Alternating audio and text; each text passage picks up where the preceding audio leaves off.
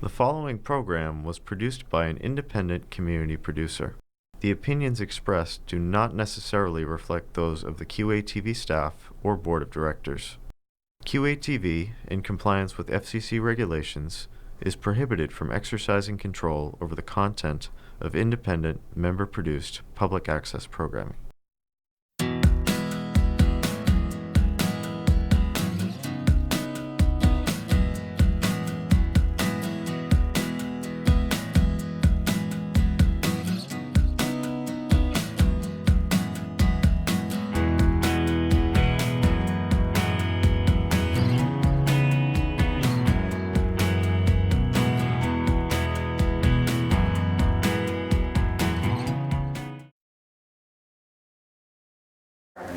And now I would like to introduce to you David Wright from QCAT, Quincy Climate Action Network, and he's going to get tonight's program started. Thank you. Thanks. Hi. What a great crowd. Wonderful to see you all. I'm the board chair of QCAT, the Quincy Climate Action Network, and we're co-sponsoring this evening's lecture at Weymouth Library and former residents against the compressor station, also known as FRAX. And I want to start out by thanking FRAX and the library and our distinguished lecturer, Dr. Curtis Nordgaard. And at the end of the lecture, Sue Harden from FRAX is going to say a few words about the great work that they're doing. Quincy and Weymouth have a problem, people. In fact, the whole state has a problem. Some high state officials think we can best meet our energy needs by adding more gas pipelines and compressor stations. They also think the ratepayers should foot the bill for all this. Many people aren't buying this solution. I suspect a few of you are in the room tonight. And in Quincy and Weymouth, groups like FRAX are leading the fight against this solution. We're proposing a very different two-part solution. Part one is to reduce our energy usage. Our households, our government, our businesses have come a ways toward getting more efficient, but there's huge room for improvement still. And by the way, those of you who haven't had a free, easy energy order for your house or business in the last 3 years, or your apartment or condo, please sign up for one. We have Brian at the table just outside the room here, and he'll tell you about all the free stuff you can get, like LED light bulbs, and how you'll find out ways to save big money while helping the environment. So if you haven't done that in the last 3 years, please do it. Part two of the solution, clean, renewable energy. Unlike natural gas, renewables, of course, don't foul the air and cause the elevated levels of disease that Dr. Nordgaard is going to tell us about tonight. They also contribute little or nothing to climate change. People who support more natural gas in Massachusetts will tell you that renewables are too intermittent to be relied on. Baloney. States like Washington and Oregon get 70 to 80% of their electric power from renewables. Granted, those states have a lot of hydroelectricity, but also dozens and dozens of huge wind farms, each with 100 or more wind turbines. Montana, with almost no hydroelectricity, gets 45% of its power from renewables. Closer to home, Maine, 60%. Less than half of that from hydro. And where does Massachusetts stand? Anybody want to take a guess as to what our percentage of renewables in Massachusetts is? How much? 33? It's 9%. Pathetic 9%. And we're supposed to be the greenest state in the nation. I don't know how we got that reputation. Parenthetically, I'd like to mention that QCAN is setting the agenda for Quincy when it comes to efficiency and renewable energy. If you've noticed solar panels going up on the roofs of our schools and other public buildings, well, QCAN had a role in that. If you're getting discounted solar panels through Solarized Quincy, that wouldn't have happened without QCAN. We've done a lot of other stuff that I don't have time to list here, but please go to our website. There's a full account of all the great stuff that we've accomplished in our short existence. Better yet, you can come and join us at a meeting. We meet the second Wednesday of the month at Manor Community Health Center, C Street in Howie's Neck. And the meeting info is also on our website, qcan.org. Now a few words about our lecturer. Quincy and Weymouth are blessed to have the help of Dr. Nordgaard, who has taken upon himself the job of gathering field data and chemistry, official documents, and the scientific literature in order to predict the health effects of a compressor station in the Fort River Basin. In his day job, Dr. Nordgaard practices pediatrics at Todd House in Dorchester. He's also been a teaching fellow at BU Medical School and a clinical fellow at Harvard Medical School. In addition to his MD from the University of Minnesota, he also has master's degrees in biology and psychology and is co-author of no less than 10 articles in peer-reviewed scientific journals. Many of us have had huge misgivings about the proposed compressor station, and tonight Dr. Nordgaard is going to tell us whether those misgivings have any basis in fact. Please give Dr. Curtis Nordgaard a warm Quincy welcome.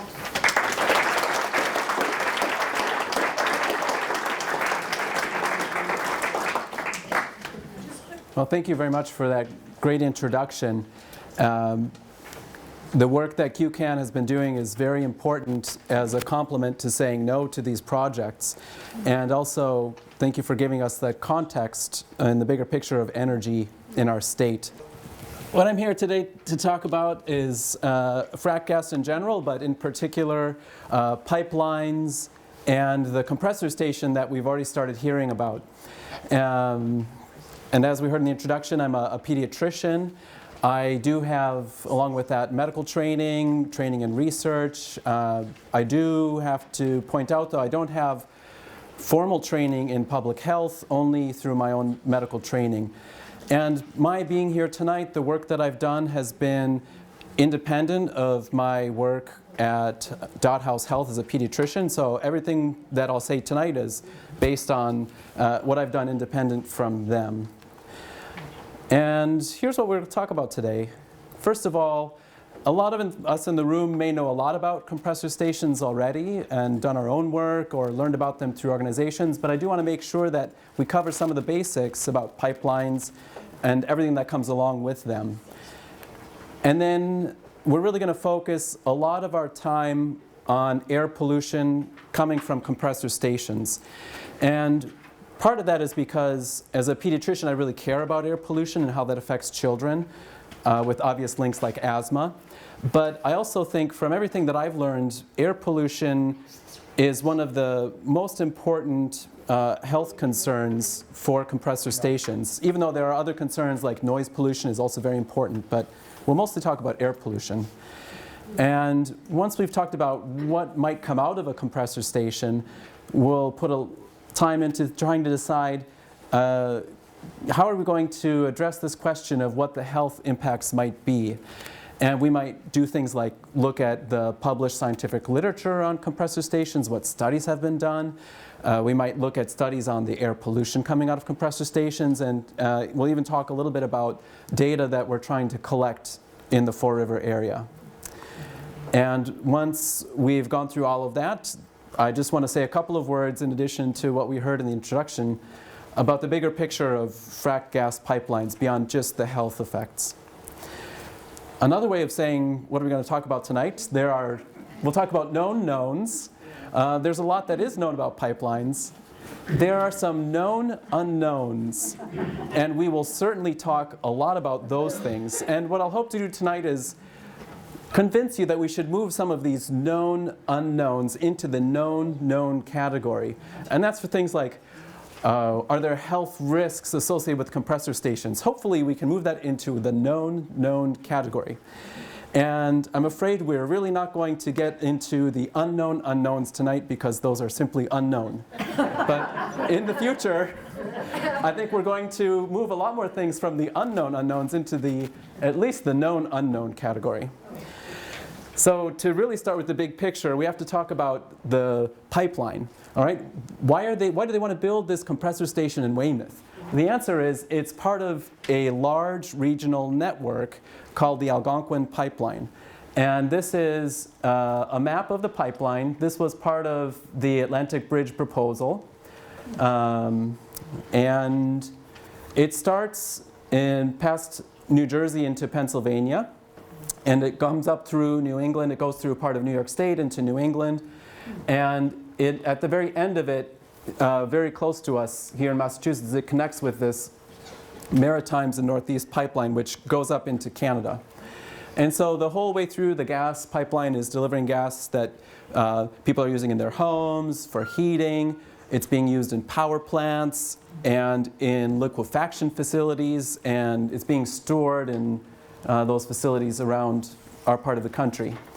And what Spectra Energy wants to do is they want to upgrade the pipeline. And that's because they're a pipeline company. They make their money by moving the gas from one part of the country to another. And they get contracts to put the gas into the pipeline, and then they form contracts with companies like National Grid in order to sell the gas to them. And so what we're looking at right now is we're in the middle of 3 sets of expansions of this pipeline. And the first has already been approved. It's already under construction in places like New York State and West Roxbury. So if you've heard about people up there getting arrested and protesting, that's part of the first expansion of the exact same pipeline. But it's really large. It's very big. And so that's why even for us down here in Quincy and Weymouth, we're talking about the same pipeline actually. So this Atlantic Bridge is the second round of expansions. The company wants to do it in a staggered fashion. So the first one is already approved, under construction. The second one is undergoing the regulatory approval process. And so most of what we're going to talk about tonight are these hypotheticals, because the company has done all of their analyses as part of filing the application.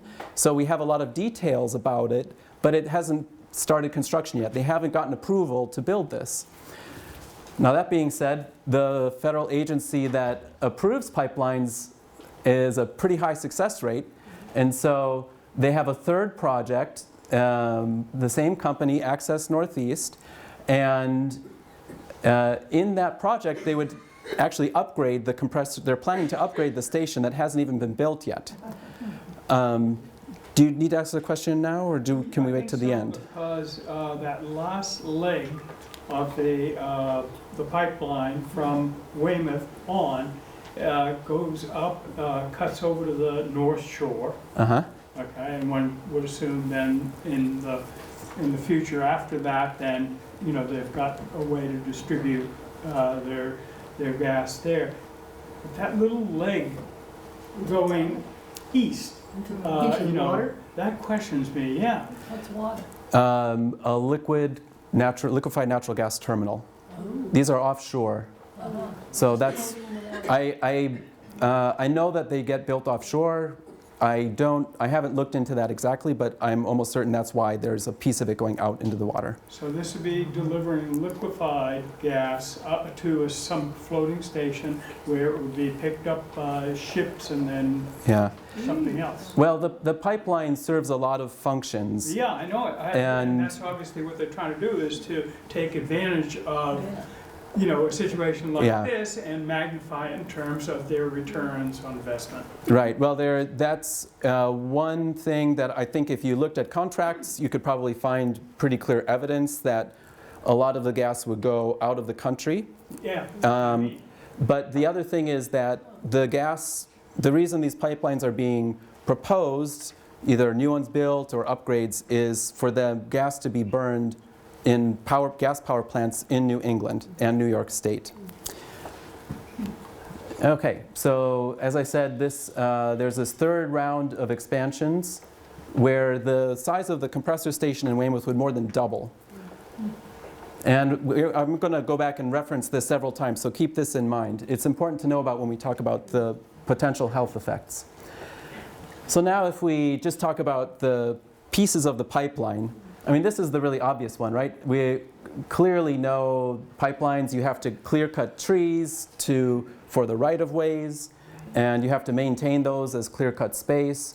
And pipelines do have accidents, they do explode, as we can see here. And it's not something that I'll spend a lot of time on, but this is a graphic displaying the pipeline safety incidents from 2010 to 2015. Over 3,000 incidents across the country, 369 injuries and 78 deaths. So this is information that has been collected by the Pipeline and Hazardous Material Safety Administration that oversees existing pipelines. So it's not trivial. I don't mean to downplay the actual pipe part of it itself, because that's obviously very relevant as well. Now you might look at this and say, well, yeah, there are a lot of incidents in Texas and around the Marcellus Shale, and we might expect that because there are lots of pipelines there. And you might look at Massachusetts, feel pretty good. Yeah, not a lot of incidents where we are. Not a problem, right? Well, thanks to the work of a Boston University professor and ecologist, Nathan Phillips, we know that that's not actually the case. This graphic on the left is a well-known map that he prepared as part of his research showing over 3,000 gas leaks in the city of Boston that he mapped out here. And this little panel on the right is his most recent work, where he and his colleagues went along one of these lateral pipelines that brings the gas out into the communities and found leaks all along that route. So the higher the red bars there, the more gas is leaking out of the pipelines. And he's right now in California investigating the Porter Ranch leak. So the pipelines are important. But now let's talk about the different things that you need to operate a pipeline. And the first of those is something called a pigging station. So we didn't talk much about fracking and frack gas, and that's because, for one thing, that's not happening here, and it's not even happening in New York State. And it's very important because it's a very destructive process, but other than determining the contents of the gas is not especially relevant for us talking about pipelines here. But the reason I bring it up now is because when the gas travels through the pipeline, we picture just a gas flowing through and it enters and leaves and nothing else happens. But that's not true. Natural gas is almost entirely composed of methane, which of course is a very potent driver of climate change. And a few percent composition of the gas is other things like volatile organic compounds and radon, which is a radioactive gas. So a lot of people like to point out, well, the half-life of radon is maybe about 4 days, give or take. But then what does it break down into? Some of those things are not radioactive and some of them are. Radon does break. One of the breakdown products is radioactive lead, which has a half-life of maybe about 22 years.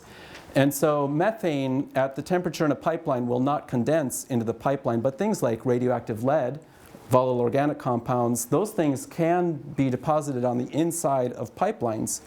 And especially when you talk about an older pipeline like the Algonquin pipeline, which has been here since the 50s, until these expansions went through, we really didn't think much about it around here.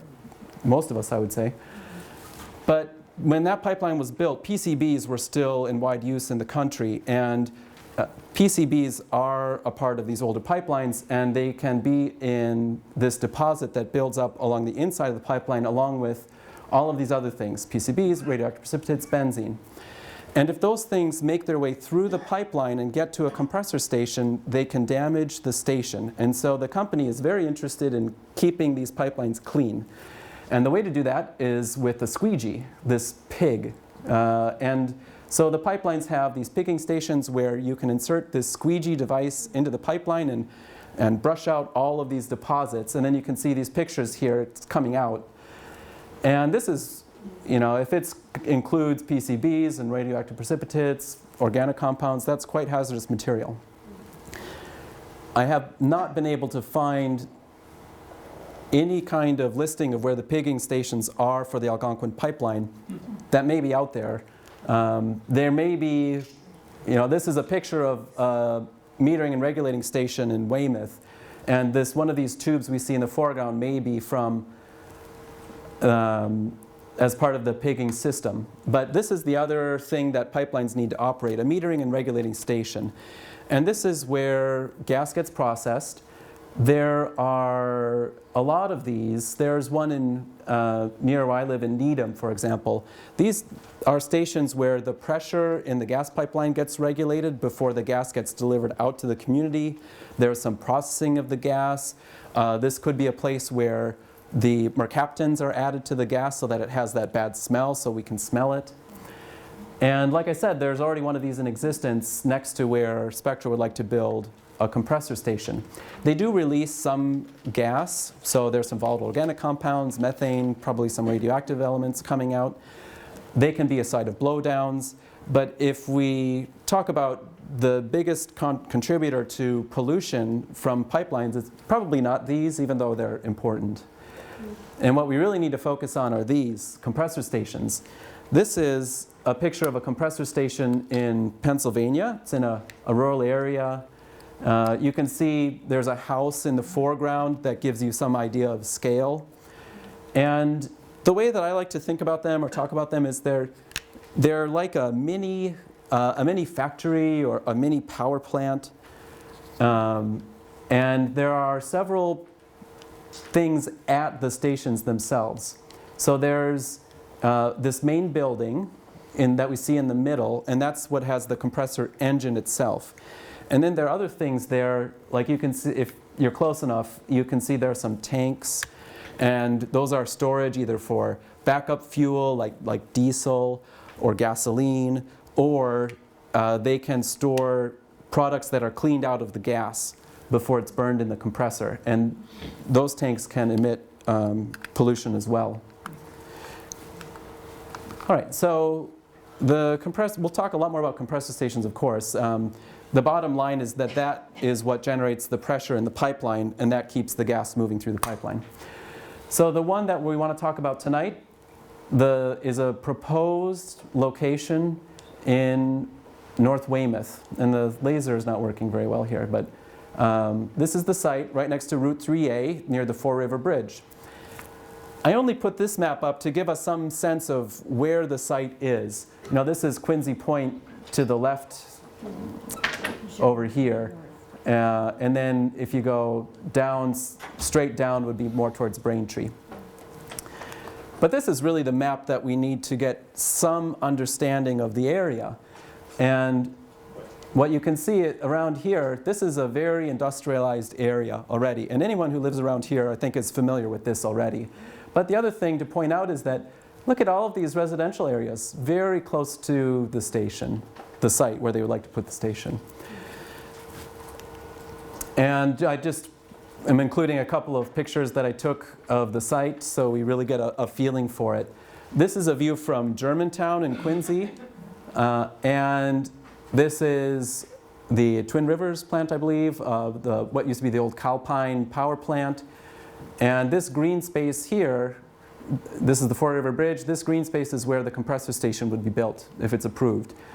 And this is a close-up view standing from what is the Weymouth owns a little sliver as a town park, so you can walk there and see this. This is fenced off because this is where they're already planning the construction. And the Four River Bridge in the background with the old Calpine plant here. And this is just the site map. I don't know if it's worth anything. The metering and regulating station is this thing over here on the left. And then on the right, this big open area would be where the complex, this compressor station complex gets built. And again, you can see how close that goes to Route 3A and the Four River Bridge. And then this little sliver here is where Weymouth has their park where you can walk your dog or enjoy views here. Of course, if this is built, it'd be right next to the station. So I pointed out in this other picture of a compressor station, this main building that houses the engine. That was a 6,200 horsepower compressor station. That's just a rating that tells you the size of the engine that's inside. And it's as easy as you might think. The bigger the horsepower rating, the more pressure the station can generate. And so, for example, the Kinder Morgan pipeline that they want to build through New York and New England, that's a very big pipeline, and some of those stations are 44,000 horsepower. Not that this isn't important, but what we're looking at for the first phase of construction, 7,700 horsepower, a solar Taurus compressor. So this is one of these units inside of the building, and it hooks up to the gas pipeline, so it's on the gas pipeline, and then it vents the emissions out of the building. And at this point I'd like to just highlight something that might be obvious, but I don't want to overlook it, which is where the air pollution is coming from. So if this is our compressor engine, kind of like the thing we just looked at, on the left are the things going into the compressor station. Methane, volatile organic compounds, radioactive elements, and then the question mark represents all those things that fracking companies do not have to disclose through an act of Congress, but might make their way into the pipeline, and we just won't know what they are. So those things, once they get into the compressor station, they can be leaked out, like all these valves and et cetera leak, and that's a very well-known fact. So that's one of the known knowns that I referred to in the beginning. But then these stations are also the site where blowdowns occur, and this is where excess pressure in the pipeline gets vented out.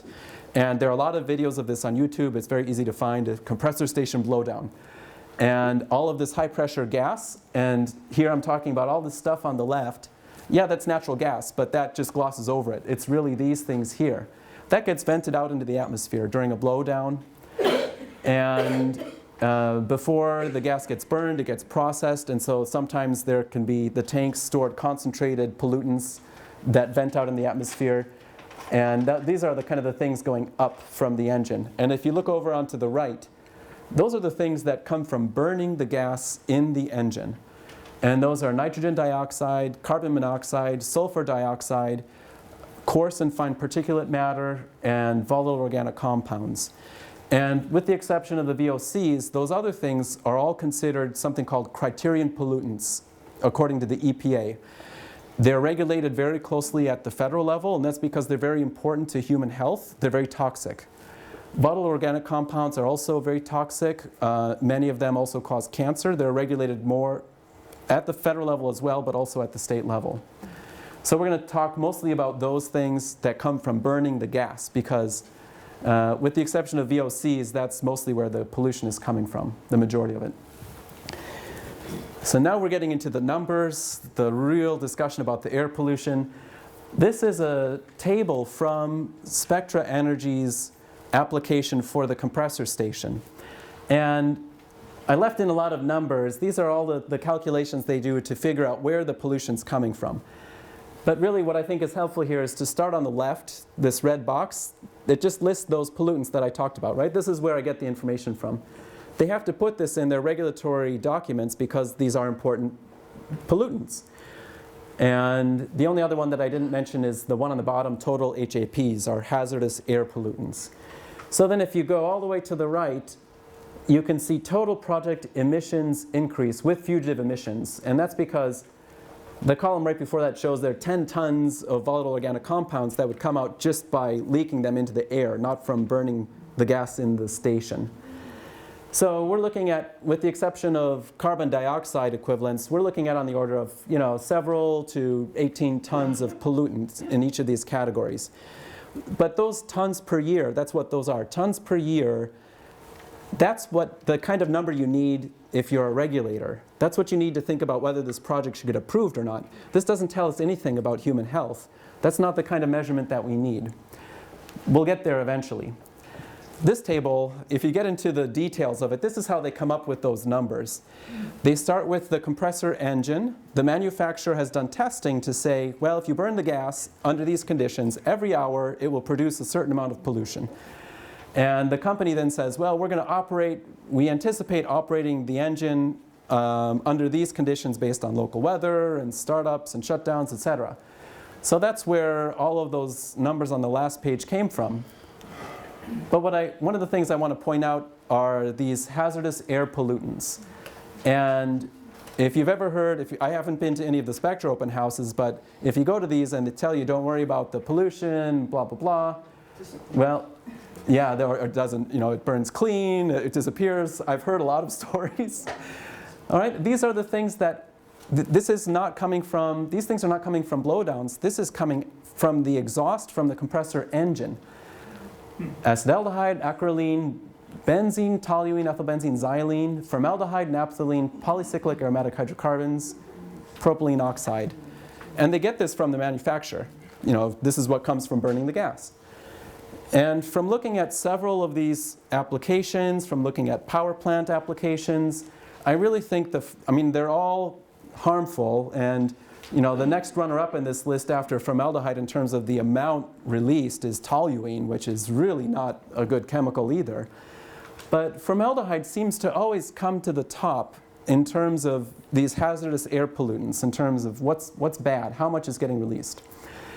So this is taken from one of those complicated-looking tables, but this lists the maximum amount that the company thinks they might release from the station. So this is, they're trying to get permission, you know, let us emit this much pollution. And it's 3/4 of a ton per year. And they're saying they would install a catalyst that, if the catalyst works optimally, it will remove 50% of the volatile organic compounds like formaldehyde. Well, that still leaves us with 789 pounds a year released. All right, so how are we going to, you know, that's 789 pounds. What does that mean for us, right? We have to make some sense of this.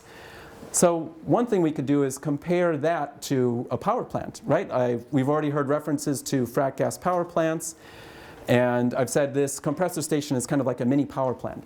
So what I like to do is compare compressor stations to a proposal to build a frac gas power plant in Rhode Island. And what we can see is for the Weymouth Compressor Station, for the initial construction, before it gets expanded in the next round of pipeline expansion, would release this 789 pounds of formaldehyde at a height of 60 feet. That's where they say they're going to build the stack 60 feet high.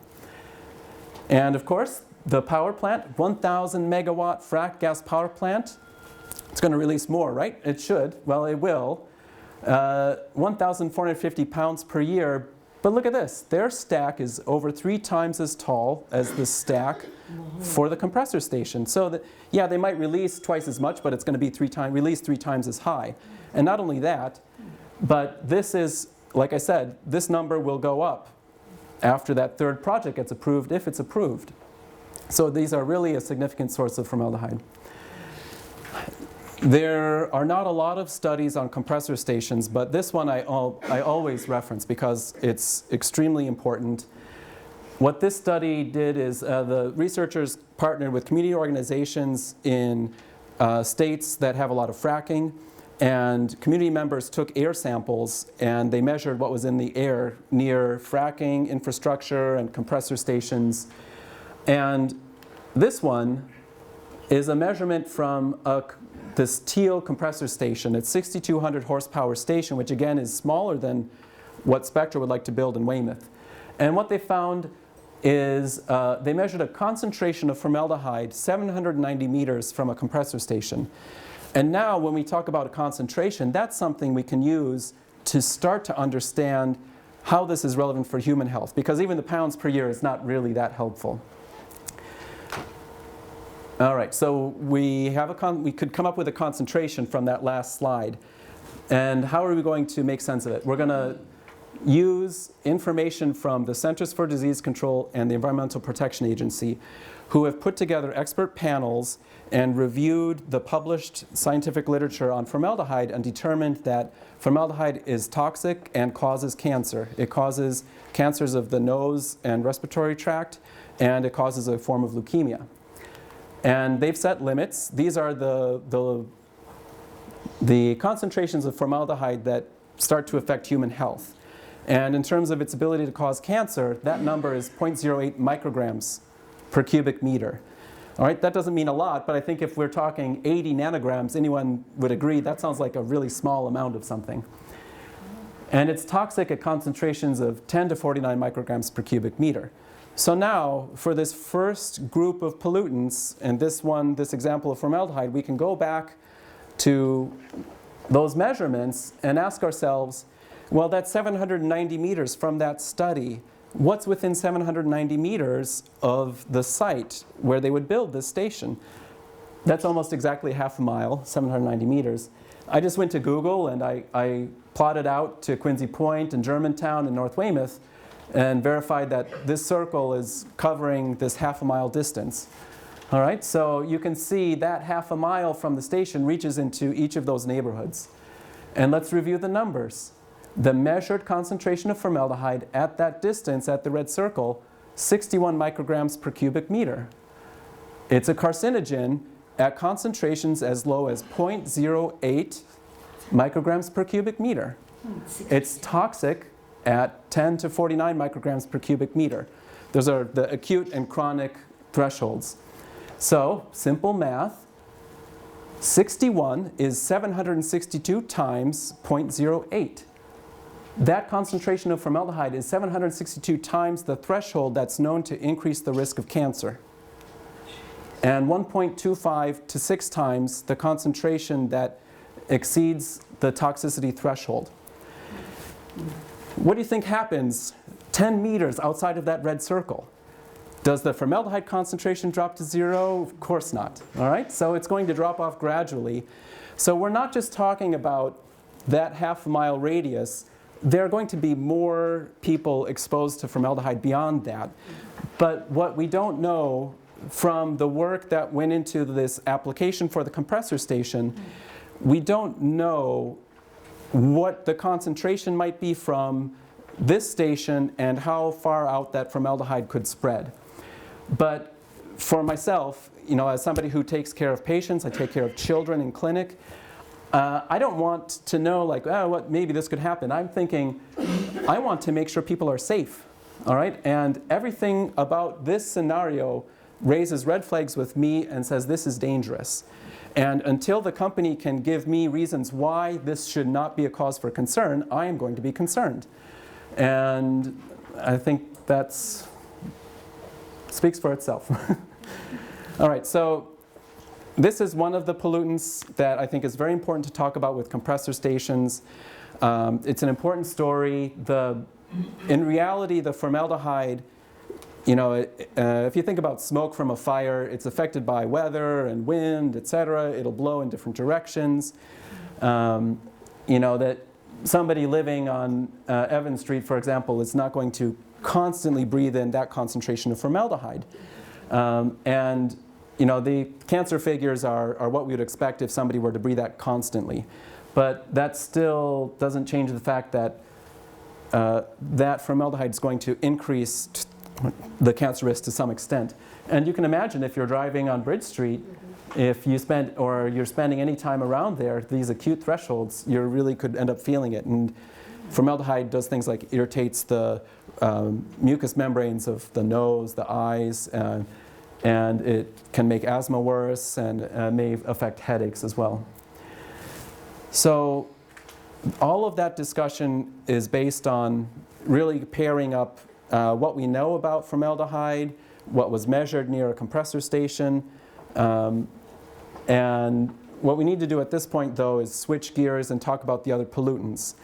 Unfortunately, we don't have the same kind of published data about those other pollutants. Myself and other people are right now trying to measure particulate matter near compressor stations, but that's not published. Right? And so this is really, we don't have that same kind of information.